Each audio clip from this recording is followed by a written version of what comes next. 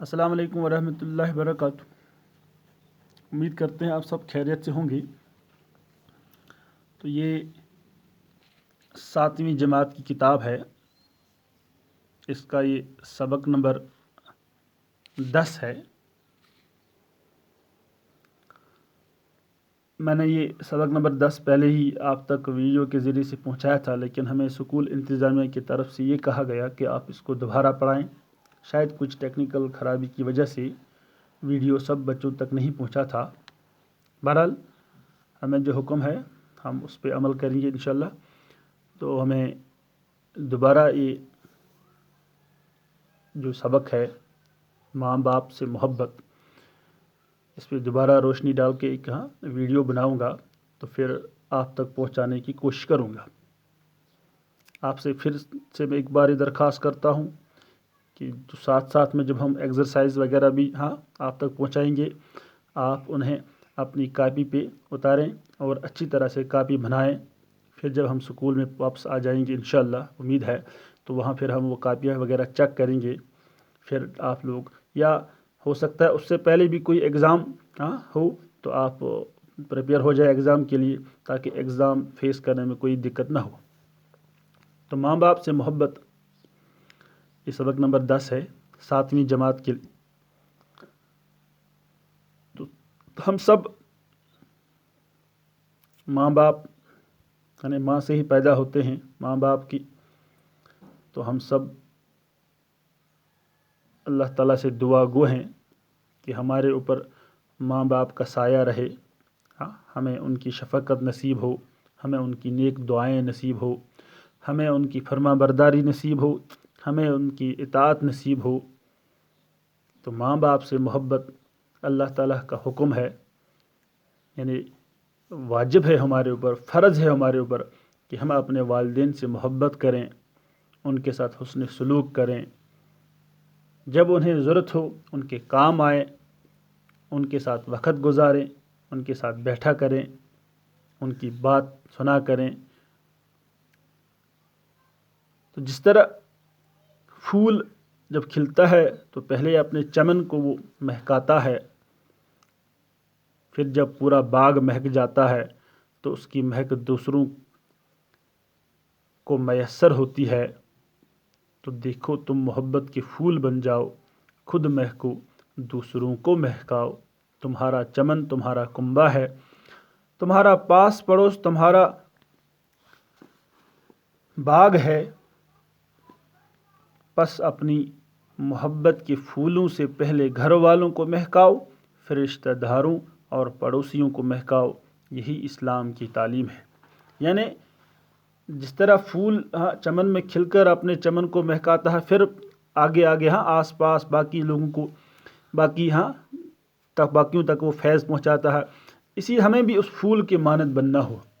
یعنی جب ہم اچھے انسان بن جائیں، ظاہر سی بات ہے پہلے ہم اپنے گھر کو فائدہ پہنچائیں، پھر اپنے محلے کو فائدہ پہنچائیں، اس سے اور آگے بڑھ جائیں تو ہم اپنے علاقے کو، اپنے پورے ڈسٹرکٹ کو، پھر اپنے ملک کا نام روشن کریں۔ یعنی ہمیں ایسا بننا چاہیے کہ ہم سے لوگوں کو فائدہ ہو، ہم سے لوگ خوش رہیں، ہم خود بھی خوش رہیں اور دوسروں کو بھی خوش رکھنے کی کوشش کریں۔ تو ہمارے گھر میں بہت سارے وہ وہاں فیملی ممبرس ہوتے ہیں، کنبے میں بہت سارے لوگ ہوتے ہیں، نانا نانی، دادا دادی ہوتے ہیں، ہمارے والدین ہوتے ہیں، ماں باپ ہوتے ہیں، بھائی بہن ہوتے ہیں، چاچا چاچی وغیرہ۔ اب جو فیملی جو مختلف قسم کے ہوتے ہیں، وہ لارج فیملی، اسمال فیملی وغیرہ وغیرہ۔ تو لیکن گھر میں سب سے مقدم، یعنی سب سے اعلیٰ رتبہ رکھنے والے، سب سے زیادہ عزت رکھنے والے، سب سے زیادہ مقام، بڑا اونچا مقام رکھنے والے وہ ماں باپ ہوتے ہیں۔ اس کے بعد اولاد کا درجہ نمبر آتا ہے، پھر اولاد کی جو ان کی جو بیویاں ہوتی ہیں، پھر ان کا نمبر آتا ہے۔ تو ماں باپ کا سایہ جو ہے یہ اللہ تعالیٰ کی طرف سے انعام ہے۔ ماں باپ اللہ تعالیٰ کی طرف سے عظیم نعمت ہے بچوں کے لیے، دنیا کے لحاظ سے بھی اور آخرت کے بھی لحاظ سے بھی، کیونکہ انسان کے جو بچے ہوتے ہیں انسانی بچے یہ بہت زیادہ لاچار و محتاج ہوتے ہیں ہاں اپنے ابتدائی دور میں، انہیں دیکھ بھال کی شدید ضرورت ہوتی ہے ہاں شاید ہی تقریباً اتنے کمزور کسی اور مخلوق کوئی اور مخلوق ہوتی ہے جب وہ پیدا ہوتی ہے ہم جب دیکھتے ہیں گائے جب بچڑے کو جنم دیتی ہے تو وہیں سے دودھ پینا خود ہی شروع کرتا ہے، اس کے آگے پیچھے چلتا رہتا ہے۔ مرغے جب انڈوں سے چوزے نکالتے ہیں تو وہ اسی وقت سے دانہ چگنے لگتے ہیں، اس کے پیچھے پیچھے چلتے ہیں باقی جانور جو پرندے وغیرہ جو بچے نکالتے ہیں وہ بھی کچھ چند دنوں میں ان کو تیار کرتے ہیں، لیکن انسان کا جو بچہ ہے کہ جو چھوٹے بچے ہوتے ہیں انہیں بہت دیر تک یہ حفاظت کی ضرورت پڑتی ہے، خیال رکھنا پڑتا ہے۔ آج کل کتنی بیماریاں ہیں، کتنے ٹیکے لگانے پڑتے ہیں، انہیں سکھانا پڑتا ہے، انہیں زبان سکھانی پڑتی ہے، انہیں باقی چیز سکھانے پڑتے ہیں، انہیں سوسائٹی میں اٹھنا بیٹھنا یہ سکھانا پڑتا ہے۔ تو ماں باپ کا سایہ ایک عظیم نعمت ہے، اللہ تعالیٰ کی طرف سے ایک عظیم انعام ہے۔ یہ کہتے ہیں ان سے پوچھیے جن کے پاس ماں باپ یا دونوں میں سے کوئی ایک نہیں ہے، وہی اس کی قدر جانتے ہیں۔ تو محبت بری ماں باپ کی طرف خالی محبت بری، یہ ایک حدیث میں ہے کہ ماں باپ کی طرف خالی محبت بری نگاہوں سے دیکھنا بہت بڑا ثواب ہے، یعنی خالی جو بچے اپنے ماں باپ کو محبت کی نگاہ سے دیکھیں گے ان کے حصے میں ان کے نامہ اعمال میں بہت سارے ثواب بہت سارے نیکیاں لکھ دی جاتی ہیں، جوڑ دی جاتی ہیں، اور انہیں بہت سارے گناہ ان کے معاف کر دیے جاتے ہیں۔ تو ان کی خدمت بسا اوقات جہاد سے بھی افضل ہوتی ہے، یعنی ماں باپ کی خدمت جہاد سے بھی افضل عبادت ہے۔ جنت ان کے قدموں میں سمجھو، یہ کہتے ہیں کہ ماں کے قدموں کے نیچے جنت ہے، یعنی جو اپنی ماں کی خدمت کرے، جو اپنی ماں کو خوش رکھے، جو اپنی ماں کی فرما برداری کرے، جنت کا وہ حقدار بنتا ہے، جنت اس پر واجب ہوتی ہے۔ تو ان کی خوشی میں اللہ کی خوشی اور ان کی ناراضی میں اللہ کی خدا کی ناراضی ہے، یعنی جس کے ماں باپ خوش ہیں اسے سمجھ لینا چاہیے کہ اللہ تعالیٰ بھی اس سے خوش ہے، اللہ تعالیٰ اور اللہ کا رسول بھی اس سے راضی ہے۔ لیکن خدا نخواستہ اگر کوئی ایسا بدقسمت ہو جس سے ماں باپ اس کے خوش نہیں ہیں، وہ ناراض ہیں، تو وہ اسے سمجھ لینا چاہیے کہ اللہ تعالیٰ بھی اس سے ناراض ہے۔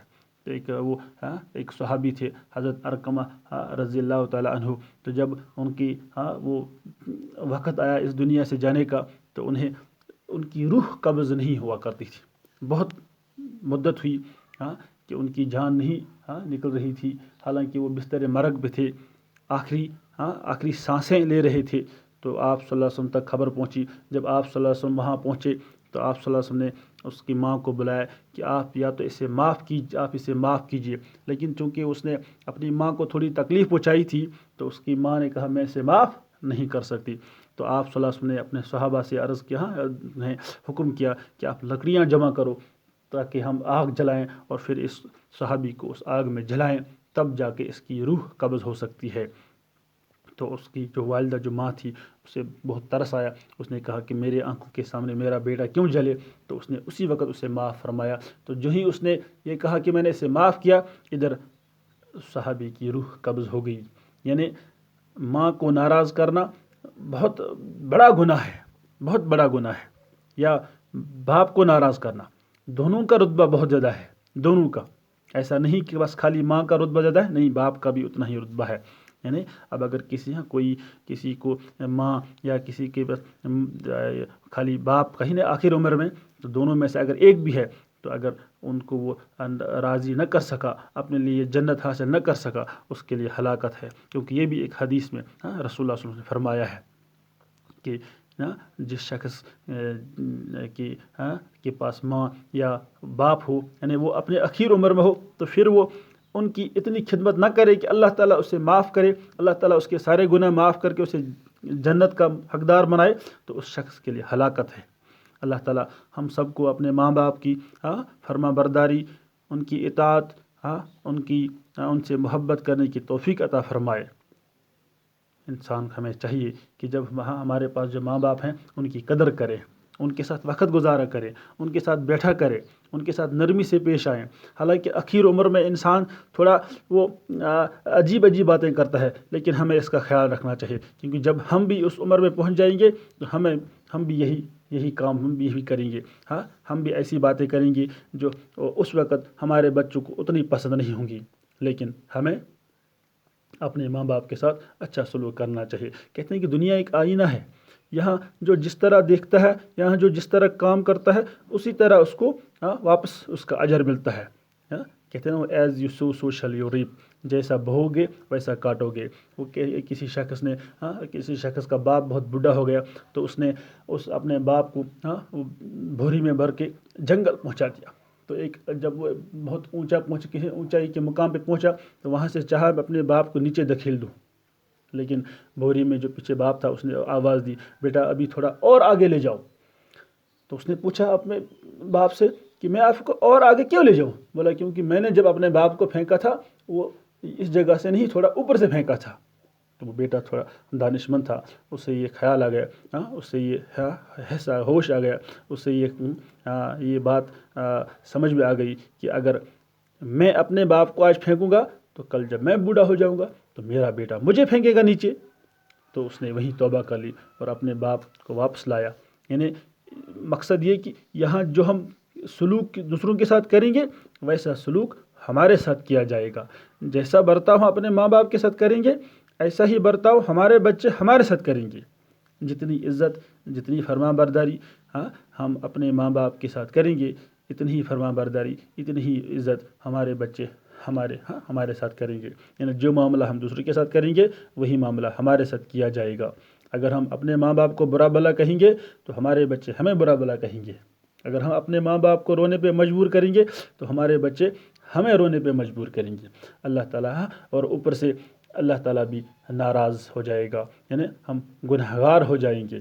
اور اصل میں آخرت کی دنیا مطلوب ہے۔ اگر آخرت کی دنیا میں انسان کو کوئی نقصان، کوئی ناکامیابی نصیب ہوئی تو وہ انسان بالکل خسارے میں ہو گیا، کیونکہ وہاں سے کوئی واپسی پھر ممکن نہیں ہے۔ تو قرآن شریف میں اللہ تعالیٰ نے فرمایا ہے کہ اللہ کے سوا کسی کی عبادت نہ کرو اور ماں باپ کے ساتھ اچھا سلوک کیا کرو، یعنی وبالوالدین احسانا، اپنے ماں باپ کے ساتھ حسن سلوک کرو، ان کے ساتھ اچھا برتاؤ کرو، انہیں کبھی ناراض نہ کرو، انہیں کبھی دکھ نہ پہنچاؤ۔ تو دوسرے بزرگوں کی عزت اپنے ماں باپ کے ساتھ ساتھ، اپنے بزرگوں کی عزت کے ساتھ ساتھ ہمیں دوسرے بزرگوں کی بھی عزت کرنی ہے۔ اپنے ماں باپ اور بزرگوں کی عزت کے لیے ضروری ہے کہ دوسروں کے بزرگوں کی عزت کرو، اور کم از کم ایسی بات حد تو ہرگز نہ کرو جس سے دوسروں کو تمہارے بزرگوں کی توہین کرنے کا موقع ملے۔ یعنی اپنے ماں باپ کی عزت کرنے کے لیے ہمیں دوسروں کے ماں باپ کی بھی عزت کرنی ہے، تبھی جا کے دوسرے لوگ ہمارے ماں باپ کی عزت کر سکیں گے۔ یعنی اگر ہم دوسرے لوگوں کو برا بھلا کہیں گے تو وہ ہمارے بزرگوں کو برا بھلا کہیں گے۔ ہم جب کسی کی بہن کو گالی دیں گے تو وہاں سے وہ ہماری بہن کو گالی دیں۔ تو حدیث میں آیا ہے کہ رسول اللہ صلی اللہ علیہ وسلم نے فرمایا کہ ایک وقت آئے گا جب بچے اپنے ماں باپ پر لعنت بھیجیں گے، اپنی بھائی بہنوں کو گالیاں دیں گے۔ تو صحابہ رضوان اللہ علیہم اجمعین نے عرض کیا، یا رسول اللہ، ایسا بدبخت انسان کون ہوگا جو اپنی ماں باپ کو، جو اپنی بھائی بہن کو گالیاں دے گا یا لعنت بھیجے گا ان پر؟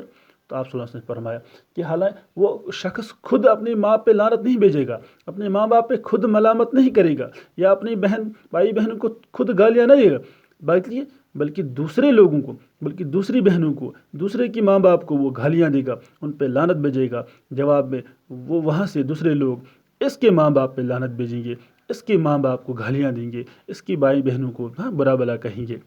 یعنی جب ہم یہ بات یہاں پہ ہمیں یاد رکھنی چاہیے، جب ہم کسی کو گالی دیتے ہیں، اللہ بچائے، جب ہم کسی کو برا بھلا کہتے ہیں تو ہم انڈائریکٹلی طور پر اپنے بہن کو، اپنی ماں کو، اپنے ماں باپ کو گالیاں اور وہ برے الفاظ کہتے ہیں۔ تو اپنے ماں باپ کو ان چیزوں سے بچانے کے لیے ہمیں اپنی زبان کی حفاظت کرنی چاہیے، ہمیں دوسروں کی عزت کرنی چاہیے۔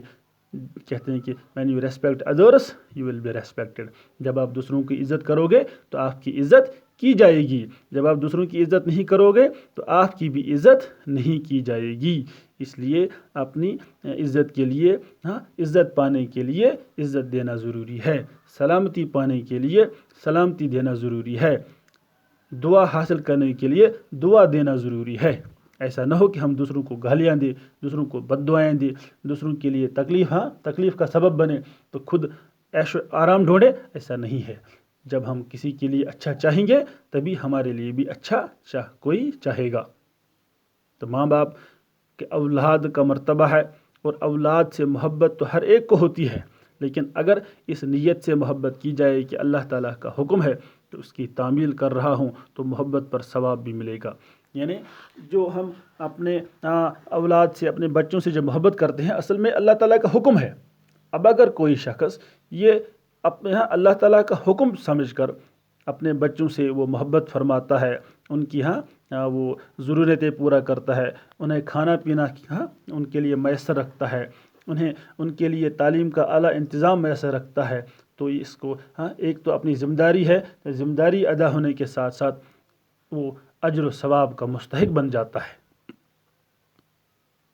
تو جو کچھ تم خرچ کرو گے اس پر ثواب ملے گا، اور جب یہ نیت ہوگی تو بڑھاپا تو پڑھانے، لکھانے، سکھانے اور سدھارنے میں بھی اللہ کے حکم کی تعمیل کی جائے گی، کیونکہ اللہ تعالیٰ نے جس طرح اولاد کی پرورش فرض کی ہے ایسے ہی یہ بھی فرض کیا ہے کہ ان کو اچھی باتیں بتائی جائیں۔